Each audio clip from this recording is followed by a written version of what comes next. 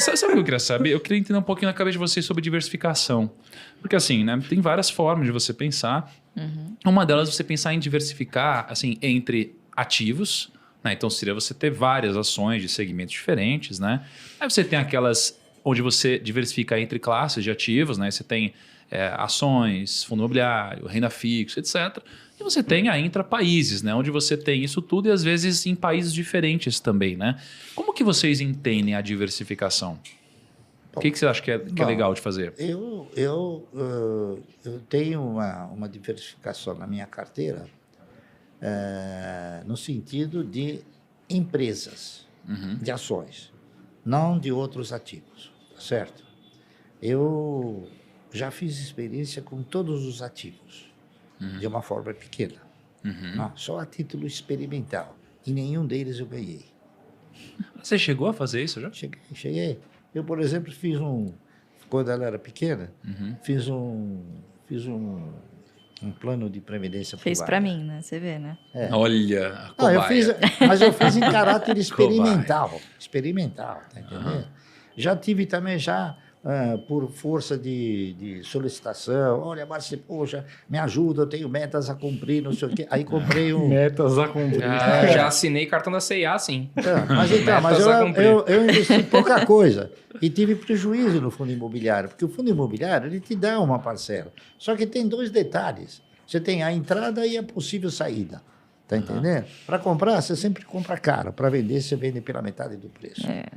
Por causa da falta de liquidez? Por causa da falta de liquidez? E a taxa A de juros, ausência de né? liquidez é uma delas, tá entendendo? E outra é o seguinte, geralmente a instituição que dá liquidez ao fundo, ela quer comprar de você no menor preço possível. E depois vem passar pelo melhor preço possível. Então, aí é onde ela ganha. Então, é um ativo que você não tem a liberdade de preço, você está entendendo? Você não tem... não é o mercado que faz o preço, é a instituição que faz o preço, tá entendendo? Mas por que assim? Como assim a instituição faz o preço? Assim? Porque você compra geralmente de uma instituição, tá certo?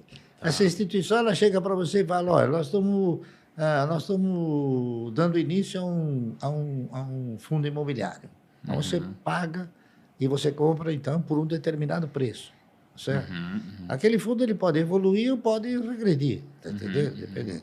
Normalmente ele não evolui. Essa é a tendência natural, pelo menos que eu tenho observado. Então o que acontece? Daí 1 ano, 2 anos, você fala, bom, eu quero sair.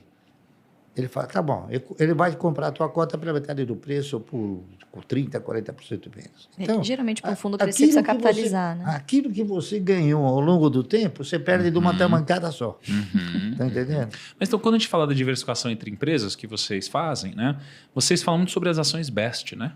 Assim, como que vocês pensam na diversificação entre empresas, então? Qual que é a lógica de vocês, assim? Eu penso muito no setor de atividade perene, não é isso? Então, eu tenho ações de atividade perene, tá entendendo? É o meu tipo a minha energia, dondoca, tá entendendo? Então, e aquelas que tenham também sustentabilidade, não é isso? Então, atividade perene que consiga fazer com que o seu produto seja pago sem consumir é a de preferência. São seguros, assim. Seguro, energia elétrica, né? Quantas vezes você não pagou por não ter usado isso daí? Você nem sabe, né? Você nem faz ideia, mas muitas vezes. Tá entendendo? Então, é isso aí. A gente procura desenvolver. Agora, tem outros setores também que são setores perenes e bons, né? Nenhum país vive sem um setor comercial, de bancos comerciais. É muito difícil. Pode ter quebra geral, como teve aqui no país, da década de 70 até 90 e alguma coisa, né? Onde nós tínhamos aí 400, 500 bancos, todos eles foram caindo, quebrando, então sendo incorporados, tá certo? A realidade é essa. Agora, sobraram alguns bons, né? Então sobrou o Bradesco, sobrou o Itaú, sobrou... O Santander não sobrou porque ele é um intruso, né? Ele veio depois de tudo isso, tá certo? Mas você acha que sempre vai continuar existindo, assim? Tipo Itaú, Bradesco, Banco do Brasil, assim? Você acha que são ações que a gente pode praticamente fechar o olho e imaginar que elas vão continuar existindo daqui a 30 anos, por exemplo? Eu acho que sim. Eu acho que sim, eu interpreto que sim, porque sempre vai ter alguém que tenha que controlar a circulação da moeda. Antigamente você tinha o quê? Você tinha um banco chamado colchão, você botava no colchão. Hoje não, tá entendendo? Hoje você deposita, porque você não tem condições de carregar todo o volume de recursos, não é isso? Então você é obrigado a depositar numa instituição.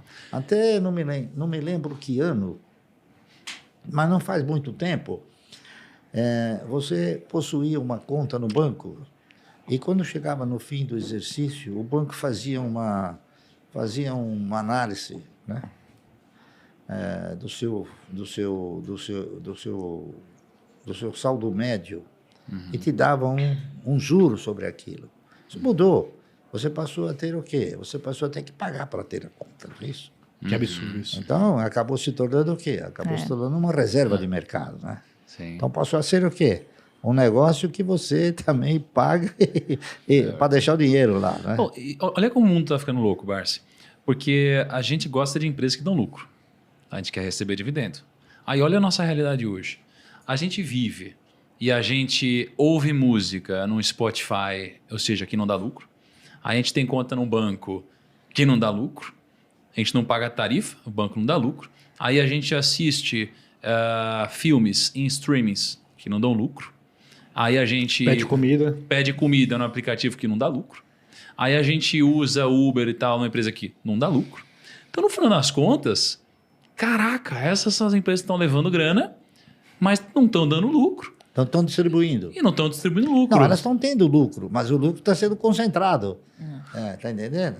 Porque você tem uma postura muito importante, né? Você tem que ter uma empresa que gera riqueza, faz essa riqueza circular e distribui essa riqueza. Isso, em última análise, é o lucro, tá certo? Aquele que não distribui o lucro, tá entendendo? Não é bom você comprar.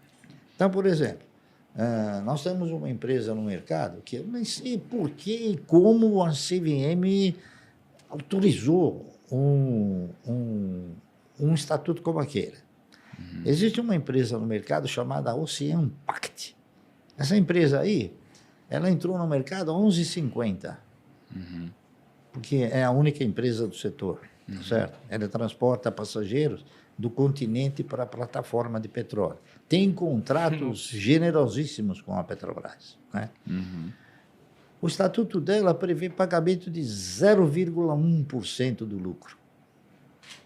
Legal. Maravilhoso, né? Então, quer dizer, é uma empresa que você não tem que comprar nunca, né? Tá correto? Cara, que loucura isso daí.